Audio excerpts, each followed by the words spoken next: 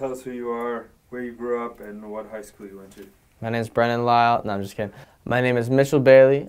I was born and raised in Glace Bay, Nova Scotia, and I attended Glace Bay High School. My name is Brendan Lyle. I go by MooseCanFly. I went to Memorial High School, grew up in Sydney Mines. My name is Mitch Turner. I grew up in Glace Bay, and I went to Glace Bay High.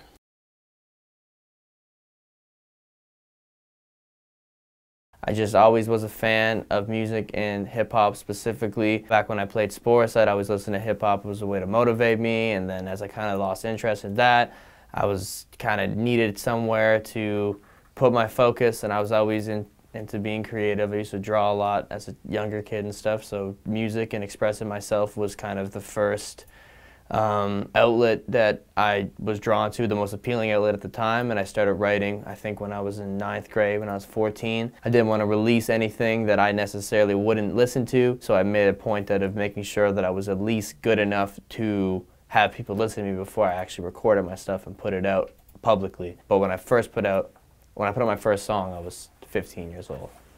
I started doing film when I was probably 10 years old, maybe a little earlier than that. I was always interested in video cameras and creating short films and just pieces of work that were made into a story. I always shot things without a script and just kind of made it up as I went along. I was like 12 or 13. The only reason I started doing it was because I played a lot of video games and got into the online community of creating montages and stuff, and I needed a cool YouTube background, and I messaged somebody to make me one. They said $15, and I said, no, I'm going to do it myself. So I illegally downloaded Photoshop and got to it, and then I was doing 10 to 15 of them a day for just people for free, and just hustled that up. Got the online video game clout and made lots of famous gamer friends.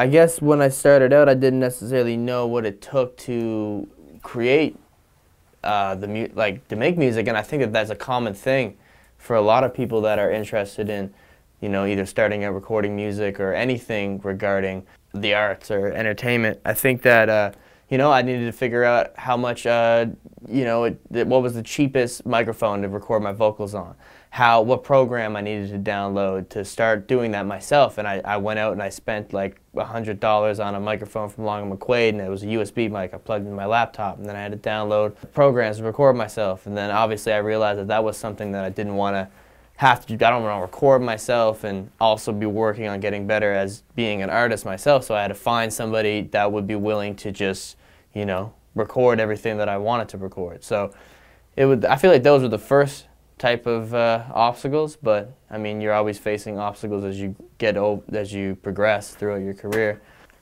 So once I started taking it seriously, I ran into a few obstacles. The hardest one was probably knowing people and knowing who to work with and meeting people to work with. But once I kind of got my foot in the door, it was a little easier. I had a friend who was in the music industry at the time, so he hooked me up with a lot of people. Honestly, the only obstacle I had at that point was probably illegally downloading Photoshop or attaining Photoshop in some sort of way, because it cost a lot of money at that time and wasn't a subscription-based thing, so I had to find a way to get it. Obviously not the right way, but yeah. I pay for it now.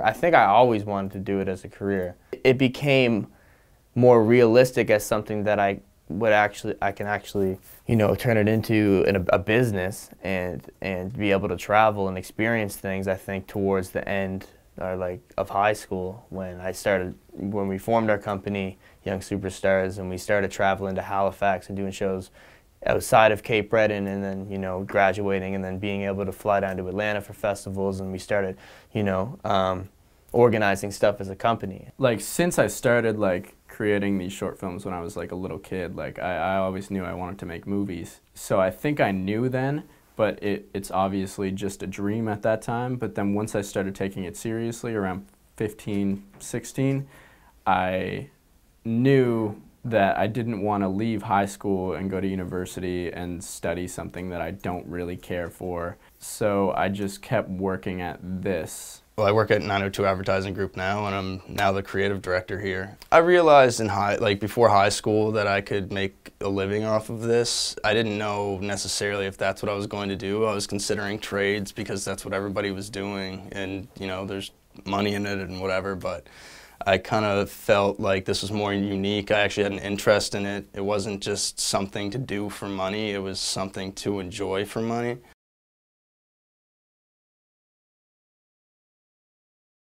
I think that I would want my success to really show to, like I said, the next generation of artists, or just anybody that has an idea that it is possible to achieve it. It does not matter where you're from. It comes down to how much time you're willing to put into making that actually happen. You know, I think a lot of people my age in this area in Cape Breton don't really think stuff that I'm doing right now is even possible for them. But it actually is, as long as you're dedicated and you work hard and you make those connections and you move when you need to move and you go where you need to go. Because everybody thinks in order to like build this community you have to stay here. And I really don't think that's the case. I think we have to go to other places in order to introduce those people to where we're from. I just want people to try more and believe in themselves, because this place can, you know, there's sometimes people don't like to see you succeed, and best feeling is when you do, and you can look back at that and laugh.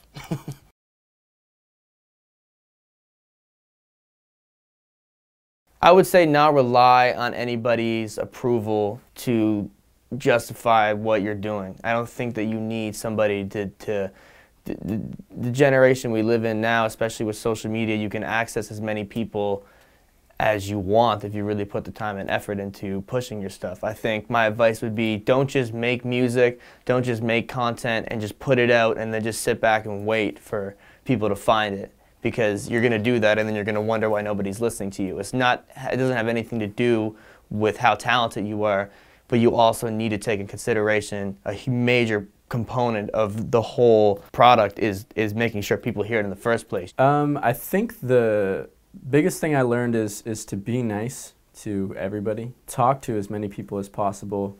You know, put yourself out there and let people know what you do. I'd rather make friends with the people I'm working with than just make work. You know, when you're working with a friend, everybody's more comfortable and the finished product always looks so much nicer. Don't be afraid to grow outside of what you know. That was a huge hurdle for me, especially when you're young. Like, you can be really hot-headed and not have a lot of maybe respect for the people that are above you or the information they can give you. And once you open yourself up to just absorbing everything and anything that people can throw at you, you benefit a lot from that.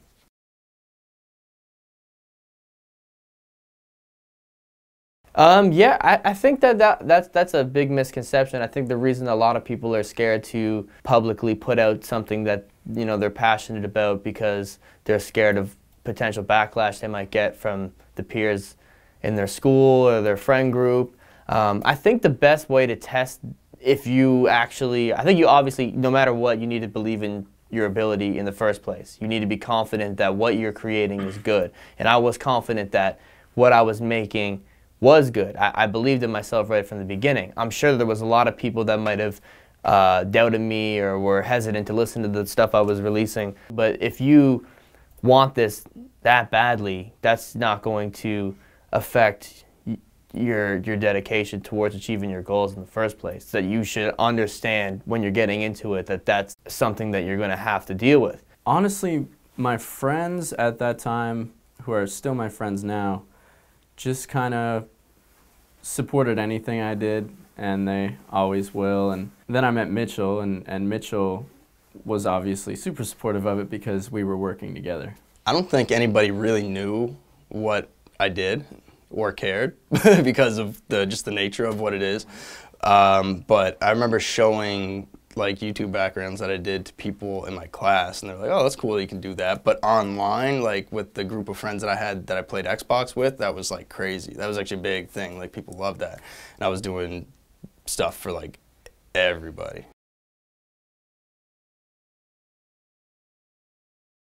I think that whatever anyone makes is unique in itself, as long as you're staying true to yourself and you're, you know, replicating your day-to-day life or your own experiences throughout your music, or if it's, you know, a video that you're directing or writing, or, you know, a play you wrote, or, you know, painting you made. Like, I think that's all you need to justify how unique you are, as long as your you know, outlet, the way that you express yourself is exact replication of how you feel or who you are, or your creativity. So I think that my music stands out because I'm telling my story, and my story is unique from everybody else's story. I have an eye for film that maybe a lot of people my age or even older don't really have. They don't understand what looks good. They don't understand, you know, what makes a good shot or what makes a shot interesting. And I think like I've always had that ability to like see that and picture it in my head before I even shoot things. How I stand out probably is by being super ignorant and learning everything myself instead of learning the right way. Like, I have my own way of doing everything basically, and it's probably not the right way, but I get from A to Z, and that defined my early work for sure.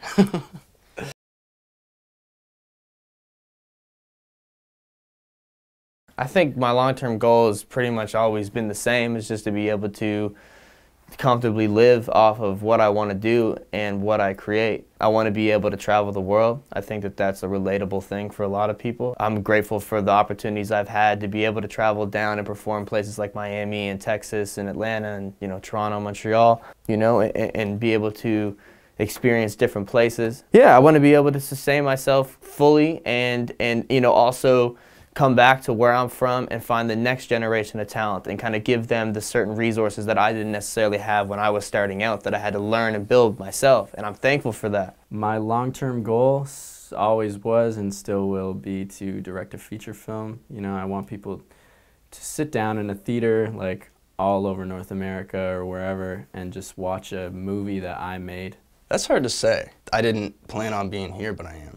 And that's not a bad thing. Eventually I would like to, I think at some point I will be at the head of this company. If not, have my own. Really, I just want to create content that is eye-catching and stands out, really. I love impressing people with what I do, really, is the goal.